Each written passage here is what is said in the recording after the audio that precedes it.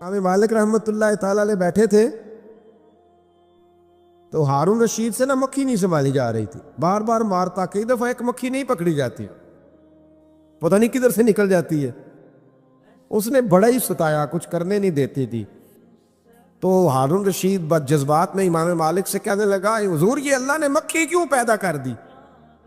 معاذ اللہ، اس کی کیا ضرورت تھی؟ تو امام صاحب فرمانے لگے فوراً، ڈرتے نہیں تھے نا بادشاہوں سے وہ لوگ، فوراً فرمانے لگے یہ اللہ نے تیرے جیسے بادشاہوں کا غرور توڑنے کے لیے پیدا کی ہے، کہ اللہ فرماتا ہے تم سے تو مکھی نہیں سنبھالی جاتی اور تم حکومتیں چلانے کی بات کرتے ہو۔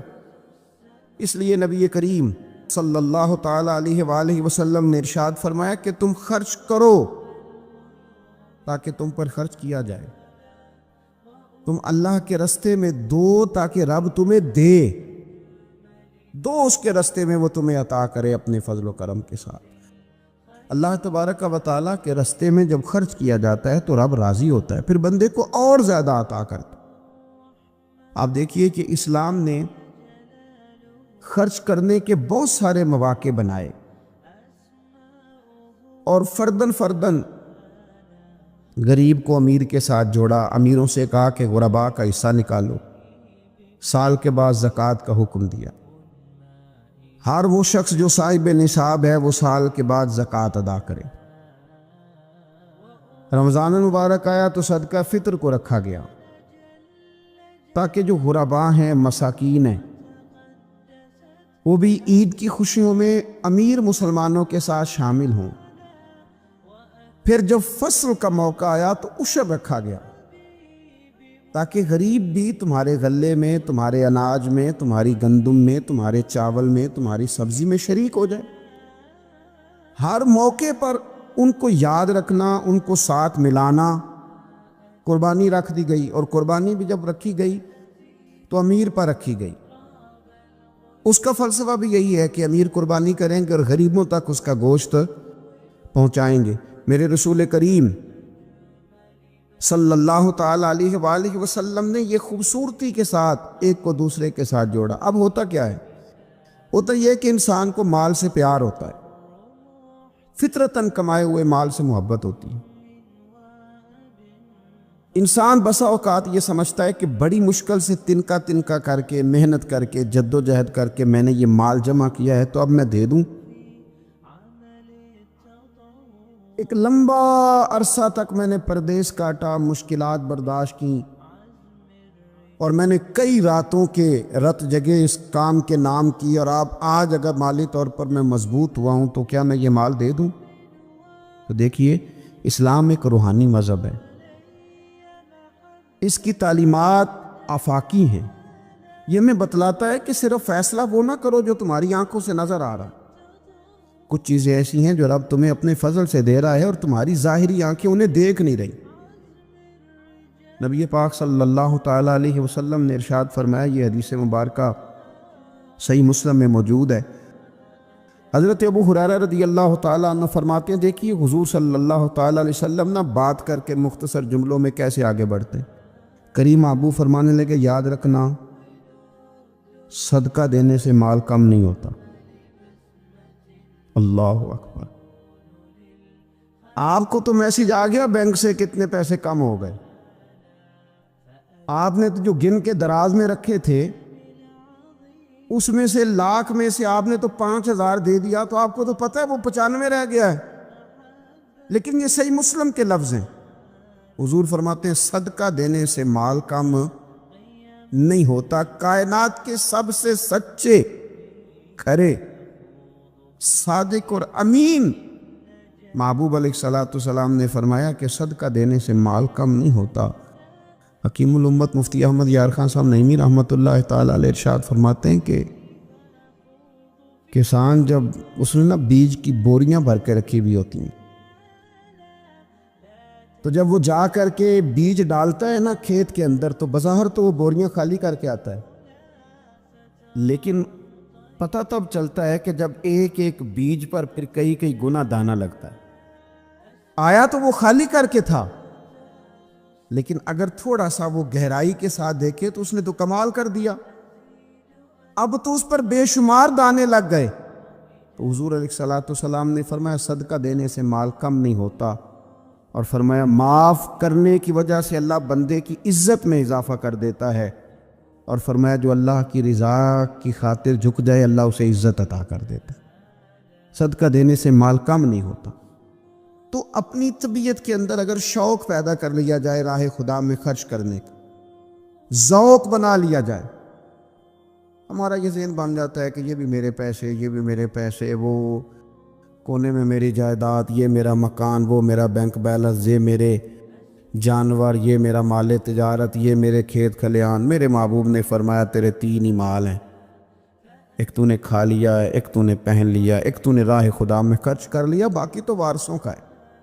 وارثوں کے مال کے بارے میں اس قدر زیادہ توجہ رکھنا، اس قدر زیادہ ذہن بنا کے رکھنا، تو اللہ تبارک و تعالیٰ کی راہ میں خرچ کرنے کا جو شوق ہے، حضور صلی اللہ علیہ وسلم نہ اس کی نصیحت کرتے۔ نبی پاک صلی اللہ تعالیٰ علیہ وسلم کے سامنے نا حضرت اسماء بنت ابی بکر صدیق خرچ کر رہی تھی، اللہ کے راستے میں دے رہی تھی، تو سرور کائنات صلی اللہ تعالیٰ علیہ وسلم نے فرمایا اسماء خرچ کرو پر گنا نہ کرو، گن گن کے اللہ کے راستے میں خرچ نہ کرو ورنہ رب بھی تمہیں گن گن کے دے گا۔ فرمایا تم اس کے راستے میں اس کی راہ سے کچھ بچا کے نہ رکھو تو رب تعالیٰ بھی جب تمہیں دے گا نا تو پھر بے حساب ہی عطا فرمائے گا۔ گن گن کے یوں احتیاط کر کے دیکھ کے پریشان ہو کے راہ خدا میں خرچ نہ کیا جائے، بلکہ اللہ تبارک و تعالیٰ کے راستے میں دیا جائے اور مالک کے حضور اس کی رضا کے لیے خرچ کیا جائے اللہ تعالیٰ کے بندوں پر۔ حضور صلی اللہ تعالیٰ علیہ وآلہ وسلم کی جو عادات جن کی وجہ سے کائنات میں میرے محبوب پاک علیہ الصلوۃ والسلام کے روز ڈنکے بجتے ہیں، حضور کی نعتیں پڑھی جاتی ہیں، ان میں حضور علیہ السلام کی ان خوبصورت عادات میں سے ایک عادت ہے حضور کا سخی ہونا، کریم ہونا۔ لب واں ہیں، آنکھیں بند ہیں، پھیلی ہیں جھولیاں، کتنے مزے کی بھیک تیرے پاک در کی ہے۔ نبی پاک صلی اللہ تعالیٰ علیہ وآلہ وسلم ارشاد فرماتے ہیں، حضور کا شوق دیکھیے خیرات کرنے کے تعلق سے۔ ہمارے ہاں یہ ہوتا ہے کہ بعض اوقات جیسے جیسے پیسہ بڑھتا جاتا ہے ویسے ویسے لوگوں کے اندر بخل آتا ہے، کنجوسی آتی ہے۔ بعض لوگ اللہ ماشاءاللہ وہ خیرات کرنے کی طرف اس طرح توجہ نہیں کرتے جس طرح کہ ان کا منصب انہیں حکم دیتا ہے یا ان کا منصب انہیں اس طرف قائل کرتا ہے۔ رسول کائنات صلی اللہ تعالیٰ علیہ وآلہ وسلم ارشاد فرماتے ہیں، بخاری مسلم میں موجود ہے، فرمایا اگر میرے پاس احد پہاڑ کے برابر سونا ہو، کلومیٹروں پہ پھیلا ہوا احد پہاڑ، اس کی چوڑائی ہے، اس کی لمبائی ہے، اس کی اونچائی ہے، یعنی پہاڑ کی بات ہو رہی، جن لوگوں نے زیارت کی ہے وہ جانتے ہیں کہ اتنا بڑا پہاڑ۔ حضور فرماتے ہیں میرے غلاموں سنو، اگر میرے پاس احد پہاڑ کے برابر بھی سونا ہو تو فرمایا میرا دل چاہتا ہے کہ 3 راتیں گزرنے سے پہلے پہلے سارا اللہ کے راستے میں خرچ کر دوں، سوائے اس کے کہ جو میں نے قرض دینا ہو، قرض کے لیے بچاؤں گا، باقی میں سب اللہ تبارک و تعالیٰ کے راستے میں خرچ کر دوں گا، 3 راتوں سے زیادہ نہیں گزریں گی، خرچ کر دوں۔ یہ شوق ہے نبی پاک صلی اللہ علیہ وسلم کا سخاوت کے ساتھ، حضور پسند کرتے سخاوت کرنا۔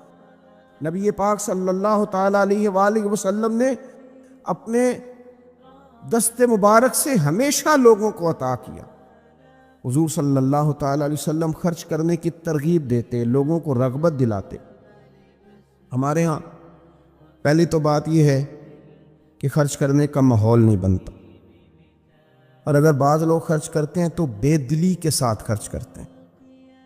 اللہ تبارک و تعالیٰ کے راستے میں جب آپ کو دینا ہے، جب آپ کو مالک کے راستے میں دینا ہے تو پھر آپ کو بندہ تھوڑی دیکھنا ہے، پھر تو اللہ کی رضا دیکھنی ہے۔ تو خرچ تو کرتے ہیں لیکن وہ خوش دلی، وہ ذوق، وہ شوق، وہ خوبصورتی ان کی طبیعت میں نہیں ہوتی جو ہونی چاہیے۔ اللہ کے راستے میں خرچ کریں تو اللہ کی رضا کو پیش نظر رکھ کے خرچ کریں۔ پھر خرچ کیا جاتا ہے، صدقہ دیا جاتا ہے، لیکن کب؟ بندہ بیمار ہو گیا، جب تندرست تھا लाखों रुपए पड़े थे, सदका करने का ख्याल नहीं आया। हज़ारों मौजूद थे, उसके दिल की तवज्जो उस जानिब नहीं हुई। आज बीमार पड़ा है, कमज़ोरी आ गई है, करीबुल मर्ग हो गया है। अब उसका ख्याल आता है कि मैं कुछ अल्लाह के रास्ते में दूं, एक बकरा लो भी ज़रा ज़िबा कर दो, ज़रा थोड़ा सदका दे दो। किस बात पर? कि मैं बीमार हो गया, किस बात पर? कि मैं कमज़ोर हो गया। अगर आप सेहत के आलम में सदका करते अल्लाह को राज़ी करने के लिए, तो वो क्या खूब था। वो हमारे एक बुज़ुर्ग हैं, तो फरमाया करते हैं कि मैंने जब खर्च करना शुरू किया तो मेरे जहन में एक बात आई, उसने मुझे उभारा कि मैं अल्लाह के रास्ते में ज़्यादा खर्च करूं। मेरे जहन में ये बात आई कि यार जितना मैं अपने वालिदैन की तरफ से खर्च कर रहा हूं ना, मेरी औलाद भी मेरे बाद इतना ही खर्च करेगी। तो क्यों ना ऐसा हो कि उनके हुकूक पूरे अदा करके, उनकी आसानियों का ख्याल करके, जो अल्लाह ताला ने मुझे अपने फजल से ज़्यादा दिया है उसमें से मैं अल्लाह के रास्ते में खर्च करूं। तो इस शौक़ के साथ मैंने खर्च करना शुरू किया। नबी पाक सल्लल्लाहु ताला अलैहि वसल्लम इरशाद फरमाते हैं कि किसी बंदे का अपनी ज़िंदगी में 1 दिरहम खर्च करना मरते वक्त 100 दिरहम खर्च करने से ज़्यादा बेहतर है। ज़िंदगी में 1 दिरहम देना मरते वक्त, यानी ऐन बीमारी के आलम में जब तू खर्च कर रहा है तो वो तू 100 खर्च करेगा दिरहम, और तंदुरुस्ती में, सेहत में तूने 1 खर्च किया तो अल्लाह ताला उस 1 का सवाब तुझे उस वक्त से ज़्यादा अता फरमाएगा। ये हदीस मुबारक अबू दाऊद शरीफ में मिशकात में मिलेगी।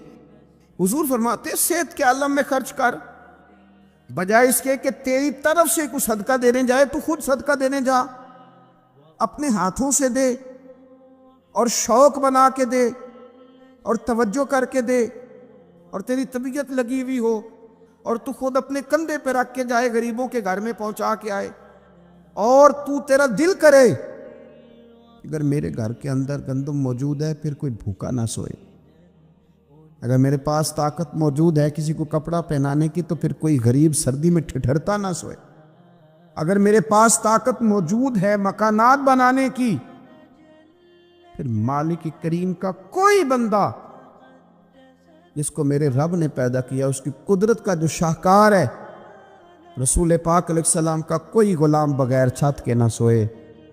अगर मेरे पास ताकत है तो फिर मेरा हाल तो ये होना चाहिए ना कि किसी गरीब की बेटी इसलिए ना बैठी रहे कि उसके पास जहेज कोई नहीं। यूँ ना हो कि मेरे घर के अंदर तो आधा खाना खाया जाए और आधा ज़ाया किया जाए, लेकिन बहुत सारे लोग ऐसे हैं जो रात को तरसें कि कुछ मर्जी का मन पसंद मिल जाता तो पेट भर के खा लेते। सखावत का हुक्म दिया गया, सेहत के आलम में खर्च करें, तंदुरुस्ती के आलम में खर्च करें, अल्लाह की रिजा के लिए खर्च करें। ये माहौल ना बनाए कि बीमार हो गया हूं तो जा बेटे सदका कर दे, अब मैं कमज़ोर पड़ गया हूं तो जा बेटे तू कुछ अल्लाह के रास्ते में खर्च कर दे। एक शौक़ हो, एक तबीयत हो। नबी पाक सल्लल्लाहु ताला अलैहि वसल्लम की प्यारी ज़ौजा, ज़रा ये अंदाज़ भी देखिएगा। हज़रत सैयदा आयशा सिद्दीक़ा रदी अल्लाह ताला अन्हा फरमाती हैं कि हम चूँकि हुजूर की अज़वाज कसीर तादाद में थी तो कभी ना नबी पाक सल्लल्लाहु अलैहि वसल्लम से कुछ सवालात भी करती थी, और उस सवालात के अंदर मोहब्बत छलकती थी, मोहब्बत में एक दूसरे से आगे बढ़ना चाहती थी। हज़रत आयशा सिद्दीक़ा रदी अल्लाह ताला अन्हा फरमाती हैं कि हमने अर्ज़ की या रसूल अल्लाह सल्लल्लाहु ताला अलैहि वसल्लम, हम में से सबसे पहले आपसे आके कौन मिलेगा? इससे मुराद है विसाल के बाद सबसे पहले अज़वाजे मुतहरात में आपसे कौन आके मिलेगा? तो हुजूर सल्लल्लाहु अलैहि वसल्लम ने फरमाया लंबे हाथों वाली। मिशकात में हदीस मौजूद है, बुखारी में मौजूद है।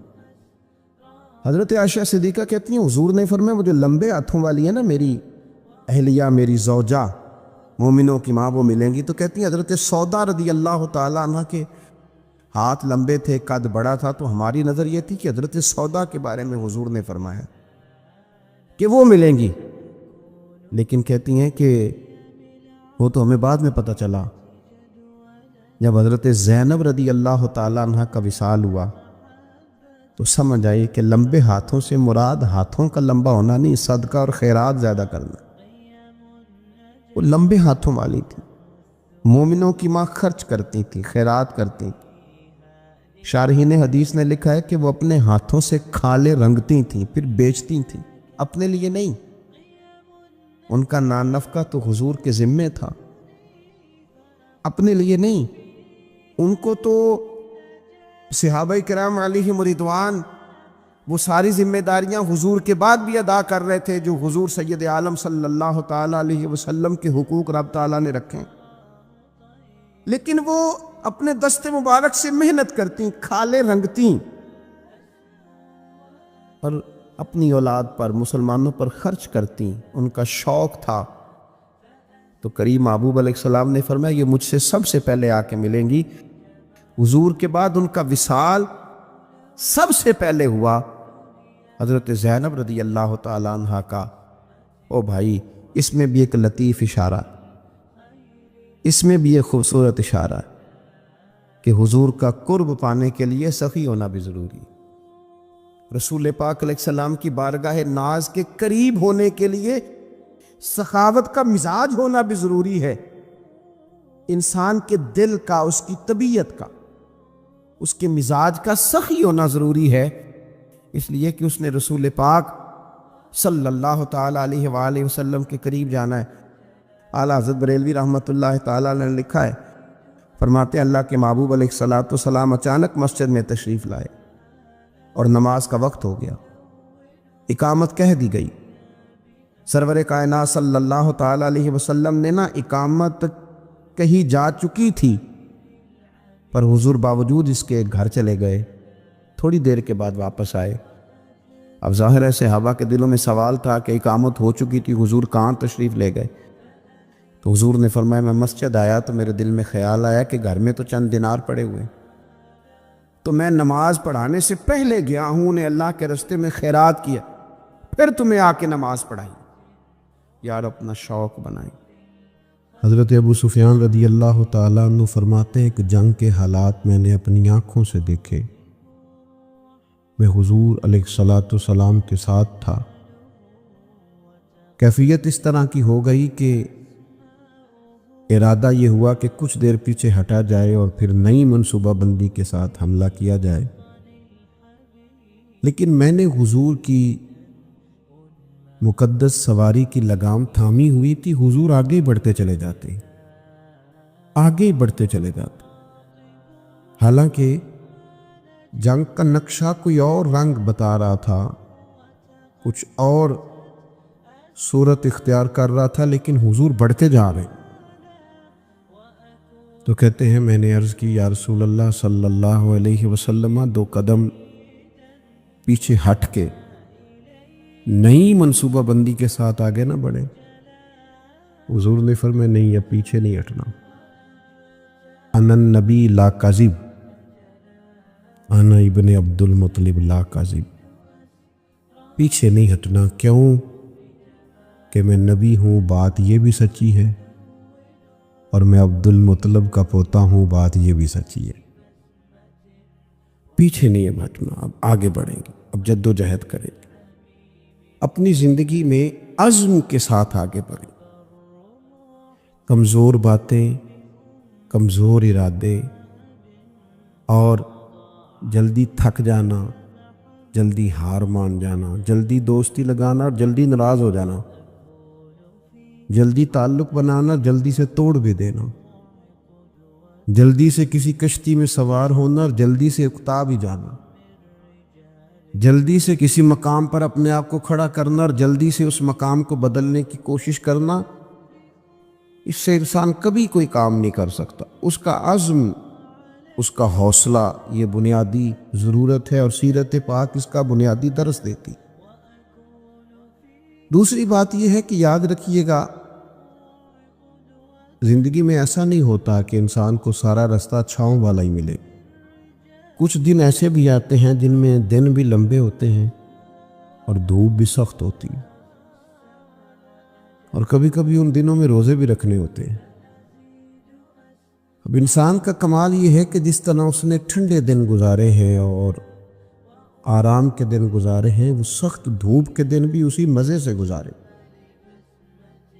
وہ بار بار اگر شکوہ کرے گا، بار بار اگر تکلیف اپنی بتائے گا، بار بار اپنے زخم دکھائے گا تو کمزور پڑے گا۔ جب آپ چلتے ہیں، بڑا آسان سفر ہو نا، بڑا ایزی سفر ہے۔ خیر اب تو بڑی جلدی لوگ تھک جاتے ہیں۔ ہم اپنے بزرگوں سے سنتے تھے کہ لوگ بحری جہاز کے ذریعے حج کرنے جاتے تھے تو 6 مہینوں میں لوٹ کے آتے تھے۔ اب جو حاجی عمرے والے جاتے ہیں نا، حج اور عمرے پہ، ان کے کپڑوں کی استری نہیں ٹوٹتی۔ غریب آدمی بھی جو حیثیت نہ بھی رکھتا ہو، وہ بھی ایئرپورٹ پہ جب جاتا ہے نا، عام دنوں میں تو بس پہ بھی لاہور چلا جائے گا، ایئرپورٹ پہ جاتے ہوئے گاڑی میں جاتا ہے،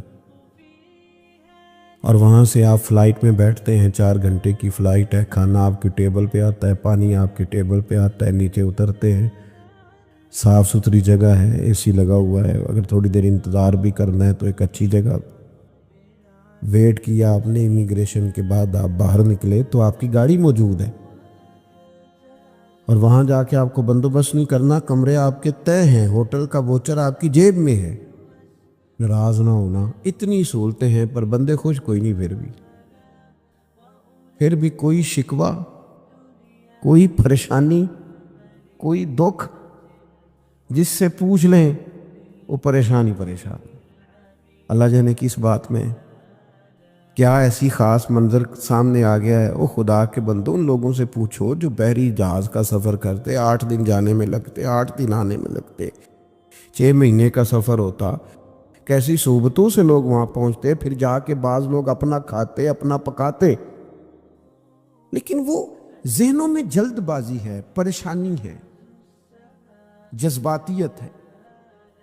وہ جو ایک قرار بندہ مومن کی شان ہے کہ یار دکھ آ ہی جاتا ہے، زندگی ہے، کبھی سر درد ہو ہی جاتا ہے، کبھی جہاں سے روز پیار ملتا ہے کبھی جھڑکیاں مل ہی جاتی ہیں، تو آ جاتے ہیں حالات اوپر نیچے، لیکن اس میں اتنا گھبرا جانا، لیکن دکھ آتے، حضور کی سیرت پاک کو آپ پڑھیں، بڑا وفا والا ساتھ دیا سیدہ خدیجہ الکبریٰ نے،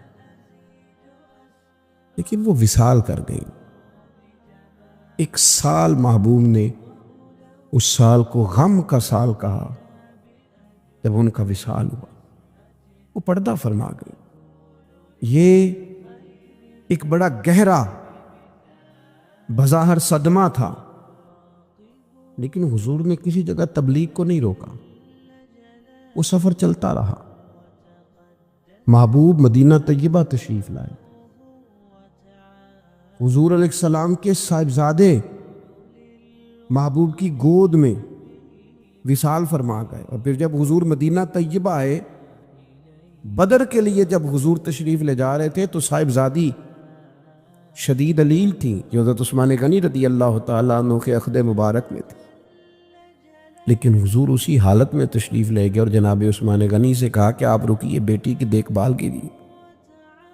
جب محبوب واپس آ رہے تھے نا، بدر کی فتح ہوئی، تاریخی فتح، لیکن اس فتح کے ساتھ ایک گہرا غم بھی شامل تھا، اس لیے کہ کریم واپس آئے تو حضرت عثمان غنی حضور کی صاحبزادی کو تدفین کر کے مزار میں اتار کر واپس آ رہے۔ یہ ایک گہرا صدمہ محبوب پاک کو بظاہر پھر دیکھنے کو ملا، لیکن سفر جاری ہے، تبلیغ جاری ہے، جہاد کا کام جاری ہے۔ وہ جناب خیر ہے آپ کی طبیعت ٹھیک نہیں رہتی تو وہ میری طرح کے بندے آگے سے تو ان کی دسی گامی لے گئے میں نے، وہ فلانی چیز، وہ چھوڑ یار، یہ زندگی کے ساتھ ہیں، سکھ بھی تو بیان کرنا جو اللہ نے عطا فرمائے، آسانیوں کا بھی تو ذکر کرنا جو مالک نے دی ہیں، دکھ بھی آ ہی جاتے ہیں، دکھ قبول محمد بخشا راضی رہن پیارے، لیکن یہ کمزوری دکھانا اور کہنا جی مجھے دکھ لے گئے اور ہر وقت کی پریشانی، ساری زندگی تندرستی دیکھی اور ذرا بیماری آئی ہے تو اسے دماغ پہ سوار کر لینا، ذرا تکلیف آئی ہے تو اسے پوری طرح اپنے ذہن میں بسا لینا اور ساری تندرستی کو بھول ہی جانا، اور معاذ اللہ مایوس باتیں کرنا، یہ حضور علیہ السلام کی مقدس سیرت پر چلنے والوں کا طریقہ نہیں ہے۔ حضور علیہ السلام نے یہ بدر کی بات کی، احد میں جو حضور کی مقدس کیفیت تھی نا، وہ بھی بڑا دل کو غمزدہ کرتی ہے۔ محبوب کے پیارے چچا شہید ہوئے حضرت امیر حمزہ، بڑا پیار تھا حضور کو حضرت عبداللہ سے، ان کا وصال ہوا۔ بڑے بڑے کبار صحابہ اس جنگ میں چلے گئے، 70 کے قریب لوگ احد کے میدان میں شہید ہوئے، اور دردناک شہادتیں۔ کافروں نے حد کر دی ظلم کی، لیکن یہ سفر جاری رہا۔ اس کے بعد کوئی ایسا تو نہیں ہوا کہ اب ہم جہاد میں نہیں جا سکتے، معاذ اللہ کمزور ہو گئے۔ صحابہ گئے، خندق میں گئے، خیبر میں گئے، حضور نے اسی جذبے کے ساتھ خطبے دیے، آگے بڑھنا ہے اور آگے بڑھنا ہے، آگے جانا ہے، منزل ابھی دور ہے۔ لوگ آتے بھی رہتے ہیں، لوگ جاتے بھی رہتے ہیں، لیکن زندگی کا سفر جاری رہنا چاہیے۔ یہ 2 4 5 دکھوں کو دیکھ کر وہاں روک نہ جائیں۔ میں دیکھتا ہوں بعض لوگ بیمار اتنے نہیں ہوتے جتنے پریشان ہوتے ہیں، تکلیف اتنی نہیں ہوتی جتنی ذہنی طور پر الجھاؤ میں، یعنی وہ ڈاکٹر صاحب سے پوچھ رہے ہیں کہ کتنا کچھ لگ جائے گا ٹھیک ہون پہ، تو ڈاکٹر کہہ رہا ہے جی مجھے تو خود نہیں پتا، دوائی لکھ دی ہے، اللہ کرم فرمائے گا، اور میں بھی اسی طرح دوائی کھاتا ہوں جس طرح آپ کھاتے ہیں۔ الجھے نہیں، پریشان نہ ہو، ہم رسول کائنات کے ماننے والے، ہم حضور کے غلام ہیں، سیکھے تو صحیح ہمارے نبی نے ہمیں کیا عطا کیا۔ اور پھر تیسری بات، شکوے نہیں زندگی میں، شکوے بندے کو بے چین کرتے ہیں، شکوے کبھی نہ کریں، شکوے کمزور لوگ کرتے، ہارے ہوئے بندے شکوے کرتے ہیں، کمزور لوگ شکوے کرتے ہیں، شکوے نہیں۔ آپ کسی کا شکوہ شروع کر لیں، آپ کا دل سخت ہونے لگ جائے گا، اس بندے کے اور عیب آپ کو نظر آنے شروع ہو جائیں گے، اس کی اور کمزوریاں آپ کے سامنے واضح ہونی شروع ہو جائیں گی۔ آپ شکوہ شروع کر دیں، معاذ اللہ زندگی کی اور کئی محرومیاں سامنے آئیں گی، مجھے یہ بھی نہیں ملا، مجھے وہ بھی نہیں ملا، مجھے فلانے بندے نے، تو آپ الجھ گئے۔ شکوہ کرنے سے بے چین ہوتا ہے بندہ، اور بندہ شکر کرے تو اللہ اس کے دل کو تسلی عطا کرتا ہے۔ وہ شکر کرے کہ فضل ہی فضل ہے، کرم ہی کرم ہے، عطا ہی عطا ہے، رحمت ہی رحمت ہے، خدا جانے بلندی ہے کہ پستی پر جہاں میں ہوں وہاں کوئی نہیں۔ وہ اللہ کریم کی بارگاہ میں اس کے مزاج میں تشکر ہی تشکر، عطا ہی عطا۔ جب جب آپ شکوے کا، آپ نبی پاک علیہ السلام کی حیات مبارکہ کو دیکھیں، حضور کی ساری حیات مبارکہ ہمیں شکر کا سبق دیتی۔ ساری رات محبوب مصلی پہ کھڑے ہیں، مقدس قدموں میں ورم آ گئے۔ سیدہ عائشہ صدیقہ فرماتی ہیں، مسلم کی حدیث ہے، یا رسول اللہ آپ اتنی ساری عبادت میں مشقت فرماتے ہیں، حالانکہ آپ کے صدقے اللہ اگلوں پچھلوں کو معاف کرے، آپ کو تو اللہ نے بڑی عظمتوں سے مالا مال فرمایا۔ تو حضور فرمانے لگے، عائشہ آپ نے بتایا نا اللہ کا مجھ پر بڑا انعام ہے، تو پھر میں اپنے رب کا شکر گزار بندہ نہ بنوں؟ یہ میرا ساری رات کا قیام یہ شکر کے لیے، یہ میرا سجدہ شکر کے لیے۔ اور حضور علیہ السلام کی ایک طویل حدیث ہے، اس میں حضور نے فرمایا، لوگوں مجھے اللہ نے اپنا حبیب بنایا، میں فخر کے ساتھ نہیں کہتا، قیامت کے دن سب سے پہلے میں ہی سفارش کروں گا اور میرا رب میری سفارش کو قبول کرے گا، میں فخر کے طور پہ نہیں کہتا۔ حضور فرمانے لگے، جنت کا دروازہ سب سے پہلے میں کھلواؤں گا، میں فخر کے طور پر نہیں کہتا۔ محبوب پاک علیہ الصلوۃ والسلام فرمانے لگے، سب سے زیادہ کثرت جنت میں میری امت کی ہوگی، میں فخر کے ساتھ نہیں کہتا۔ فرمایا میں مقام محمود پہ رب مجھے کھڑا کرے گا، میں فخر کے طور پر۔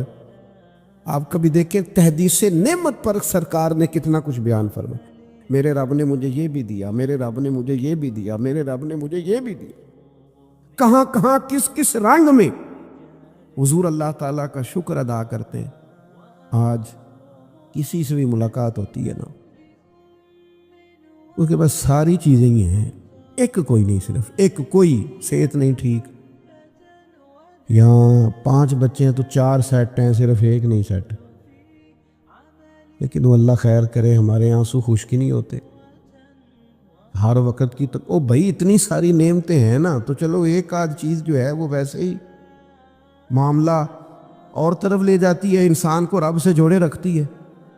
اپنی زندگی میں یہ شکوے سے نکل آئیں، مزاج شکر والا، طبیعت ٹھنڈک والی، طبیعت قرار والی۔ مجھے بڑا سفر کرنا پڑتا ہے اور مستقل طبیعت تھکی رہتی ہے، مستقل۔ مسئلے 2 ہی تھے، عمر بھر حل نہ ہوئے، ایک نیند پوری نہ ہوئی، دوسرا خواب مکمل نہ ہوا۔ مسلسل سفر کرتا ہوں، لیکن میری کوشش ہوتی ہے کہ میں اپنی سفر کی اذیت کا کہیں ذکر نہ کروں۔ گھر میں بھی میری کوشش ہوتی ہے کہ میں جب آؤں نہ کسی وقت، تو میں اترتا ہوں گاڑی سے، ادارے میں بھی یا گھر میں بھی، تو میں کوشش کرتا ہوں ذرا دوستوں سے مسکرا کے ملوں۔ کیوں؟ اس لیے کہ کسی کے دل میں یہ خیال نہ ہے کہ یار یہ کام بڑا سخت ہے، ہم نے نہیں کرنا، معاذ اللہ، یہ ڈڈ ہے۔ ہمارے بچے پتہ ہے وہ والا کام نہیں کرتے جو ہم کرتے ہوتے۔ کیوں نہیں کرتے؟ اسی گھر آ کے دسی دے تہاڈا ابا بڑی مصیبت دا شکار ہے، وہ پھر پوچھئے نا کام کی کرنا ہے، کہنے نے وہ نہیں کرنا جڑا تسی کردے ہو، اساں کوئی اور کرنا ہے۔ کیوں؟ کہ ہم نے اپنے کام کا انہیں شکر بتایا نہیں کہ اللہ نے نوازا کتنا ہے۔ وہ ہمارے ہم مزدور بندے، بعض اوقات ایک دوست مل گئے، کہنے لگے جی میں تو مزدور آدمی ہے جی ساری زندگی۔ تو میں کہا تو مزدور ہے تو سر اونچا کر کے گل کر، نیواں تے وہ کرے جس کو کرپشن دے پیسے نے، تو کیوں نیچا سر کر رہا ہے؟ نیچا سر وہ کرے جس نے قوم کا مال کھایا ہے۔ تو سویرے محنت کر کے روٹی کماتا ہے، تو اونچے قد سے کہا کر شکر ہے اللہ تعالیٰ کا میں وہ کام کرتا ہوں۔ میرے نبی پاک علیہ السلام نے فرمایا بہترین روٹی اس نے کھائی ہے جس نے اپنے 2 ہاتھوں سے محنت کر کے کھائی ہے۔ تو ناز کے ساتھ وقت گزارے، کمزور پڑ جانا اور جناب پریشان ہو جانا اور کسی ہر وقت مزاج میں شکوہ، یہ بندے کو بے چین کر دیتا ہے۔ آخری بات سنیں، اور نوجوان زیادہ توجہ کرے میری بات پر، کبھی کسی بندے کو مایوس نہ کریں، اسے ایسی خبر نہ سنائیں جس سے وہ پریشان ہو جائے، کبھی کسی کو بدگمان نہ کریں، کبھی اس کے کسی اپنے کے بارے میں اس کے دل میں نفرت پیدا نہ کریں، کبھی نہیں۔ دوستوں کے بیچ یہ کام نہ کریں کبھی بھی۔ اللہ کے محبوب کا طریقہ پتہ کیا تھا؟ حضور محبتوں کا دوام کرتے، نبی پاک نا آپس میں پیار کراتے۔ آپ کو پتہ ہے اسلام کے اندر خلاف واقعہ بات کرنا، جھوٹ بولنا کتنا بڑا جرم ہے، لیکن حضور نے فرمایا 2 بچھڑے ہوئوں کو ملانے کے لیے اگر تمہیں ایسی بات بھی کرنی پڑے نا جو واقعہ کے خلاف ہے تو کر دو، اس پر تمہیں گناہ نہیں ہوگا۔ اگر 2 کو جوڑنے کے لیے، یعنی تم کہہ دو کہ یار ملا تھا تیرا بھائی، تجھے بڑا یاد کر رہا ہے، کہہ دو، اگرچہ وہ بھی نہیں کر رہا تھا، لیکن ان کے دل قریب ہو جائیں گے، اللہ راضی ہوگا تم سے۔